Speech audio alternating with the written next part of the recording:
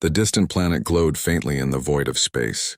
Its surface was rugged with jagged mountains and deep canyons cutting across the barren land. Dust storms swirled occasionally, carrying with them a strange metallic scent. Humans rarely ventured this far, but the outpost here was important. Satellites had detected unusual energy readings near the planet's orbit. The signals were alien, complex, precise, and far beyond human design, but faint. Commander Elias Wren, a tall man with careful eyes and a calm demeanor, stood on the observation deck of the human outpost. The console in front of him hummed quietly, displaying a pulse of signals from deep space. "Sir," one of the junior officers spoke, "we are picking up a distress signal. It's unusual. It doesn't match any known human or alien code we've recorded." Elias frowned. He had seen many strange signals in his years, but something about this one was different. It wasn't random. It was precise. Someone or something was calling for help. He activated the communicator and sent a secure message to command on Earth, requesting permission to investigate. After a tense hour, the reply came. "Permission granted. Exercise extreme caution." Elias turned to his team. "We leave at first light," he said, "and I want the engineer on standby. This could get complicated." The engineer, Lucas Varon, was not a soldier. He was lean, quiet, and meticulous, with hands that seemed made for tinkering rather than fighting. But he was the best humanity had when it came to fixing things others thought impossible. Ships, weapons, alien technology, nothing stumped him for long. When the shuttle finally lifted off, the planet below grew smaller. Stars stretched across the sky like a silver web. Lucas leaned against the hull's interior, studying his tools. He didn't talk much, but his mind raced ahead, imagining what kind of technology could produce the signal. The signal led them to a strange ship. It was massive, larger than any human warship, with a hull that shimmered like liquid metal. Its design was elegant but foreign, with sharp angles and flowing curves that defied gravity. Lucas stared in awe. This was no ordinary vessel, and it was clearly damaged. The energy patterns on the hull showed fractures and sparks of unstable power. Elias landed the shuttle cautiously near one of the ship's access points. The air outside was thin and bitter, but the humans wore advanced suits. They approached the hatch, and sensors confirmed life signs inside. There were many beings aboard, but their physiology was unfamiliar. Thin, elongated limbs, translucent skin in places, and eyes that glowed faintly. They watched the humans silently. Lucas stepped forward. "I'll go first," he said. He was calm, almost eerily so. He carried only a portable toolkit. His task was simple in theory: repair the ship's transmitter so the crew could call for help safely.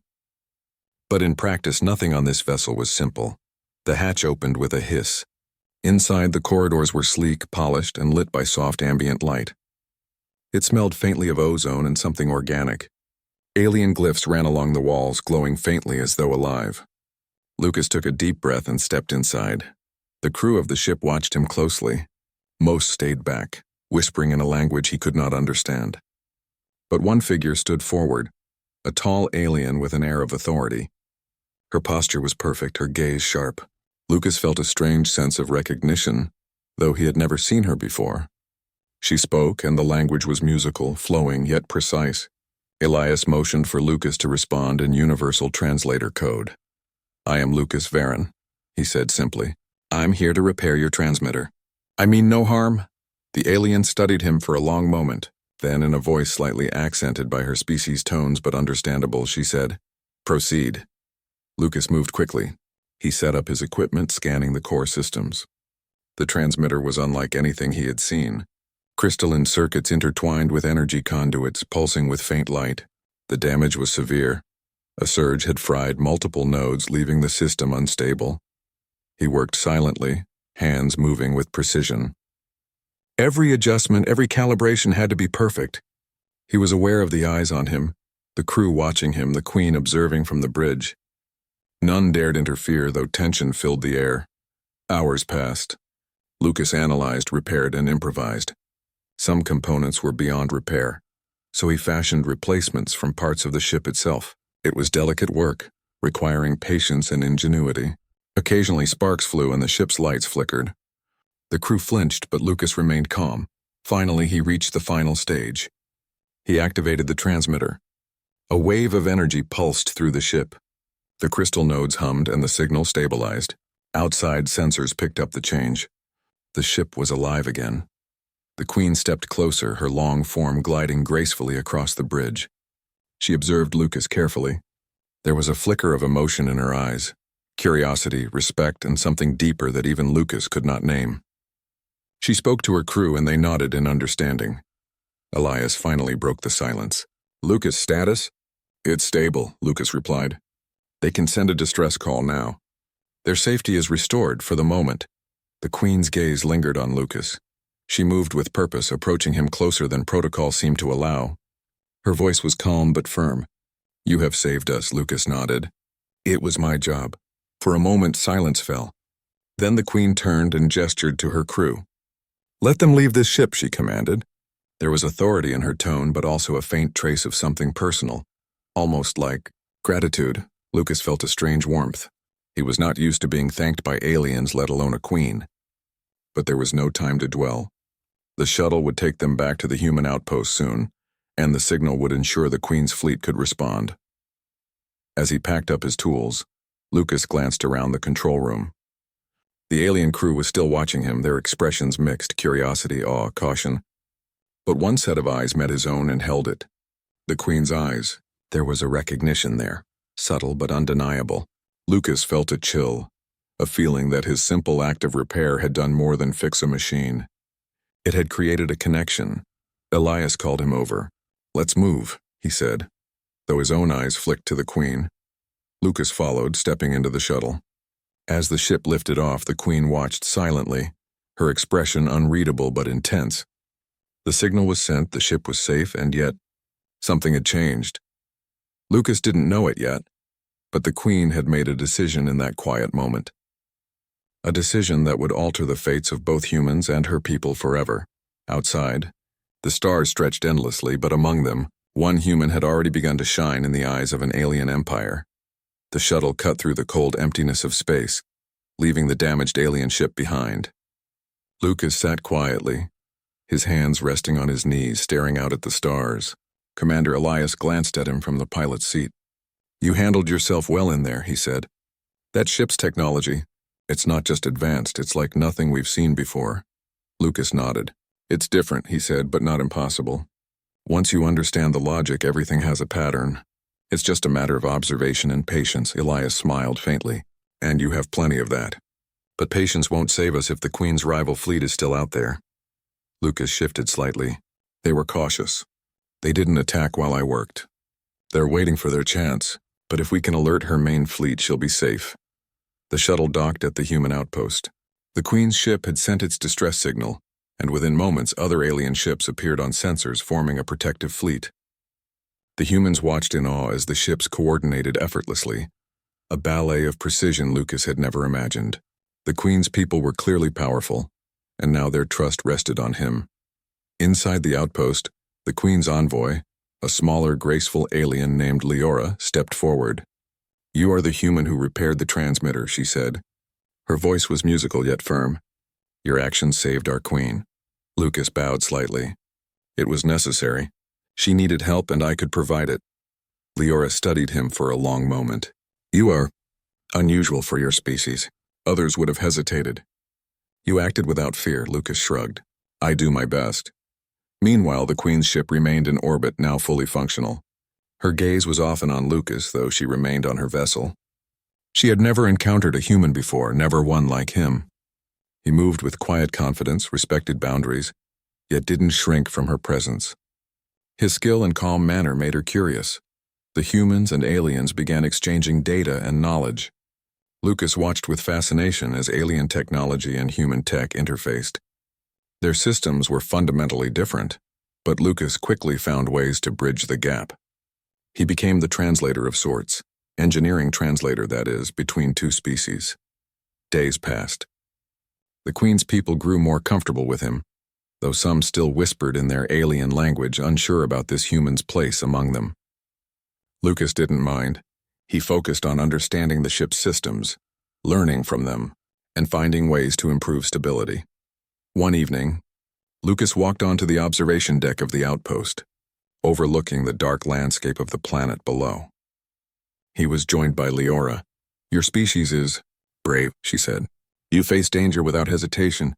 Many of us fear what we do not understand. But you adapt." Lucas looked at her. "Humans survive by thinking ahead. We learn quickly and we improvise when we have to. That's why I could fix the alien ship glided through space like a living creature, its hull shimmering faintly under the distant starlight. Lucas Varon walked through its polished corridors, feeling the hum of energy beneath his feet. The ship was alive with activity. Alien crew members monitored systems, adjusted controls, and communicated in a melodic language that flowed like music. Despite the advanced technology surrounding him, Lucas remained focused on understanding their operations. He had spent days repairing and stabilizing the transmitter, but now his role had shifted. The Queen wanted him to observe, learn, and assist with other technical challenges. It was an honor, yes, but also a test. Lucas knew the aliens were watching every move, measuring his skill, patience, and judgment. The Queen, tall and elegant, remained mostly in the background, overseeing the ship from her bridge. Yet every time Lucas entered the main chamber, he felt her gaze upon him. It was quiet, subtle, but undeniable, a presence that seemed to follow him, even when he thought he was alone. One morning, Lucas entered the engineering bay to check a power conduit that had shown minor instability. As he worked, a crew member approached him, a young alien named Aaron, tasked with monitoring human integration. "Your species thinks differently," Aaron said, voice soft and musical. "You do not fear the unknown. You touch what others avoid." "Why?" Lucas smiled faintly. "We survive by adapting. We face problems and we solve them. Fear slows us down." Aaron tilted her head. "And you do not hesitate?" Lucas shook his head. "Hesitation can be fatal. Better to act carefully than to freeze." Aaron studied him for a long moment before nodding. She returned to her station, leaving Lucas alone with the hum of the ship. He continued his work, adjusting the conduits, replacing worn nodes, and optimizing power flow. Each step required precise attention. One mistake could overload the system and damage the ship. Later, the Queen summoned him to her observation chamber. The view outside was breathtaking. Stars stretched infinitely and distant nebulae painted the void in brilliant colors. The Queen stood near the center of the chamber, her form poised and commanding. "You have done well," she said. "The transmitter is stable, and our fleet can now communicate safely. But there is more at stake. The rival faction has not given up. They are waiting for a chance to strike." Lucas nodded. "I've analyzed their fleet patterns. They are cautious, but they will act if they sense weakness. We can predict their moves, though. I can help coordinate your defenses." The Queen's eyes, sharp and piercing, studied him. "You are unlike any being I have encountered. You do not rely on force alone. You think, adapt, and act. That is rare." Lucas felt a subtle warmth. He was used to recognition from humans, yes, but from an alien queen, that was different. Yet he remained humble. "I only do what I must," he said. The conversation was interrupted by a warning signal. Sensors detected a fleet approaching from the outer rim. Lucas quickly calculated their trajectory. "They are faster than the first wave," he said, "but predictable. We can use the environment to our advantage. Asteroid fields, gravity wells, and nebula currents. They will hesitate if we force them into unfamiliar territory." The Queen studied his calculations and nodded slowly. "Your insight is valuable. You understand strategy as well as machinery. This is unusual for your kind." Lucas shrugged. "We survive by observing patterns. We use what we learn to solve problems. It is what humans do." Hours later, the enemy fleet appeared on the edge of the system. Lucas stood on the observation deck alongside the Queen, watching the ships move in formation. The alien vessels responded immediately to the humans' suggestions, maneuvering with precision and speed. The enemy tried several aggressive maneuvers, but Lucas had anticipated them. Using his understanding of both human and alien strategies, he suggested subtle adjustments to the Queen's fleet, directing them toward advantageous positions near asteroid clusters. The enemy ships collided with unexpected obstacles, their attacks disrupted before they could cause real harm. The Queen's crew glanced at Lucas with a mixture of respect and awe. Even she allowed a faint smile, the first Lucas had seen. Her eyes lingered on him longer than necessary, watching how he calculated, how he adapted, how he remained calm under pressure. Once the enemy retreated, the Queen addressed her crew. This human has proven himself not only skilled but invaluable. His insight saved lives today. Remember this? Lucas stepped back, quietly observing. The recognition was unusual, yes, but he did not let it change him. He had work to do. The ship required constant attention, and the enemy would not give up easily. That night, Lucas walked alone through the corridors, reflecting on the events. The Queen's gaze, the acknowledgement from the crew, and the thrill of solving complex problems. It was unlike anything he had experienced. He realized that he was no longer just a visitor. He was a part of their mission, a bridge between species and someone whose actions could alter the course of the Queen's empire. Suddenly, the Queen appeared at the entrance to the corridor.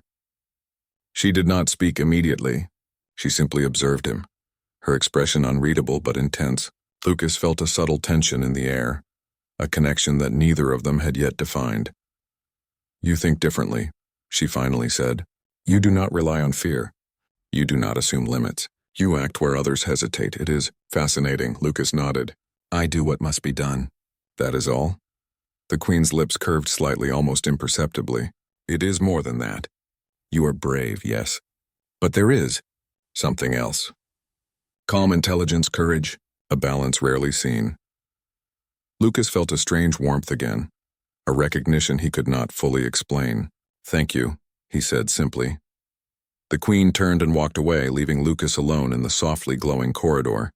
He knew she would think of him, just as he thought of her, though they had not shared words beyond what was necessary. Something had shifted, a quiet acknowledgement of connection, respect, and perhaps curiosity. The next morning, Lucas returned to the engineering bay. Erin approached him again, her eyes bright with curiosity. "The Queen watches you," she said. "She is intrigued. Few have ever earned her attention so easily." Lucas smiled faintly. "I do not seek attention. I just do my work." Erin tilted her head. "Perhaps that is why she notices. Few act purely from purpose, without desire for recognition. She respects that." Lucas nodded, returning to his work. He repaired minor systems, improved power flow, and ensured that the ship's functions remained stable. Every action, no matter how small, had consequences. The enemy fleet could strike at any time. He had to be ready. Days passed. The Queen's observation of Lucas did not waver. Her interest grew, subtle but persistent. She saw his calm under pressure, his intellect, his courage. Slowly, the walls between human and alien perception began to fade. Lucas was not just a repairman. He was someone who could think, act, and survive where others might fail. One evening, while monitoring the sensor arrays, Lucas caught a glimpse of the Queen from the observation deck. Their eyes met. In that brief moment, a silent understanding passed between them. She acknowledged his skill, his bravery, and something more, an intuition that he was different from any being she had ever met. Lucas felt a chill, a sense that this moment was important, though he could not yet name why. The galaxy was vast, and the dangers they faced were real. Yet in that silent glance, he understood that his presence on the Queen's ship was more than coincidence. Fate, or something like it, had placed him here, and the Queen, watching him with those intense eyes, understood it too. The alien ship glided silently through the dark expanse of space. Stars stretched infinitely around it, distant suns burning cold and bright. Lucas Varon moved through the corridors, checking systems that still required attention. Though the transmitter was stable, other areas had minor issues due to the earlier damage. He worked quickly but carefully, aware that every action could affect not only the ship, but also the Queen's safety. The alien crew watched him quietly, their eyes full of curiosity and respect. They had seen his skill, his calm under pressure, and now they seemed to accept him as part of the ship's operations. The Queen had been observing him from the bridge for hours. She rarely interfered, but today her gaze was fixed on him. Something about the way he moved, the way he analyzed problems, and the way he remained calm even under stress fascinated her. She had never met a human before, let alone one who commanded her attention without demanding it. "Lucas," she said finally, her voice clear and regal, "you have done more than repair my ship. You have demonstrated something rare." Lucas looked up from the console. "I've only done what was needed," he said simply. The Queen's eyes narrowed slightly, studying him. "It is more than that. You act without fear. You solve problems others cannot. You think beyond the expected. That is unusual for any species. Lucas felt a subtle warmth, though he did not let it show. "I only do what must be done," he replied. Before the Queen could respond, alarms sounded. Sensors detected a fleet entering the system, a second, larger wave of the rival faction. Unlike the previous group, these ships were aggressive and calculated, prepared to strike decisively. Elias and Lucas moved quickly. "We need a plan," Elias said. Lucas studied the sensor data. "We can use the asteroid fields and debris clusters near the outer rim. Their ships are fast but not as agile in confined spaces. If we lure them there, we can slow them." The Queen's declaration had sent ripples through the alien empire. In the halls of her capital, nobles whispered among themselves. Attendants exchanged anxious glances, and advisors carefully weighed every word before speaking. Lucas Varon had become the center of attention, not by force, not by conquest, but by his skill, courage, and calm intelligence. The human engineer walked through the palace corridors, feeling the weight of every gaze. The walls were tall, polished, and etched with alien runes that glowed faintly. Statues of past rulers lined the halls, their expressions fierce and regal. He was aware that some of the nobles regarded him with suspicion, perhaps even disdain. He was human, a species they considered minor, fragile, and untested. And yet, here he was, the declared husband of their queen. Leora, the young alien who had observed him before, approached quietly. "The court is tense," she said. "Many are questioning your place here. They do not understand why the queen would choose a human as her partner." Lucas nodded. "I am aware, but I do not seek approval. I only act with honesty and purpose." Leora studied him for a moment, then smiled faintly. "That is why some respect you already. Even in silence, your actions speak." The Queen summoned Lucas to her private chambers. The room overlooked the glowing city of the capital planet, towers stretching high into the alien sky, lights shimmering like stars. She stood near the balcony, her posture elegant and commanding. "Lucas," she said, "I understand the court's concerns. They are cautious by nature. But you have already proven your value, not just to me, but to the Empire. Your actions saved lives and protected us from our enemies. That is more than many of our nobles could achieve." Lucas bowed slightly. "I am here to serve, not to impress. I will do what must be done." The Queen smiled faintly. "And that is exactly why I trust you. But trust alone is not enough. You will need to navigate the politics of my court. You will face suspicion, questions, and perhaps even attempts to undermine you. Are you prepared?" Lucas's gaze was steady. "I will adapt. I have done it before." Over the next days, Lucas attended formal meetings with alien nobles, diplomats, and military leaders. He observed their customs, learned their etiquette, and participated in discussions that were both strategic and political. Though he did not understand every subtlety, he relied on his human intuition and honesty. When faced with a difficult decision, he spoke plainly and logically, offering solutions that others had overlooked. The court was divided. Some nobles were impressed by his intelligence, his composure, and his ability to navigate complex problems. Others were angry, seeing a human, an outsider, taking a place of influence. Yet even the skeptics could not deny the results. Lucas had already saved the Queen's fleet, stabilized the ship, and prevented potential disaster. His actions were undeniable. One afternoon, an elder noble approached him in the palace gardens. The gardens were vast, filled with bioluminescent plants that glowed softly under alien sunlight. "Human," the noble said cautiously. "You have proven capable, yes, but do you truly understand our ways? Our politics are subtle and mistakes can be fatal." Lucas nodded. "I may not know everything, but I understand this. Honesty, courage, and careful thought matter more than secrecy or deception. If I act with integrity, I can earn trust even in your world." The noble studied him for a long moment, then nodded slowly. "Perhaps you are stronger than I thought." Meanwhile, the rival faction was not idle. News of the Queen's alliance with a human spread, and whispers of defiance circulated. Some factions considered exploiting the tension within the court to strike at the Empire while it was distracted. Lucas knew that every moment required vigilance. Strategy meetings with the Queen became frequent, discussing not just defense but diplomacy, alliances, and subtle ways to counter political threats. During one late-night session, the Queen and Lucas stood together on the observation balcony. The city below was quiet, lights shimmering in the alien darkness. "You have adapted well," the Queen said.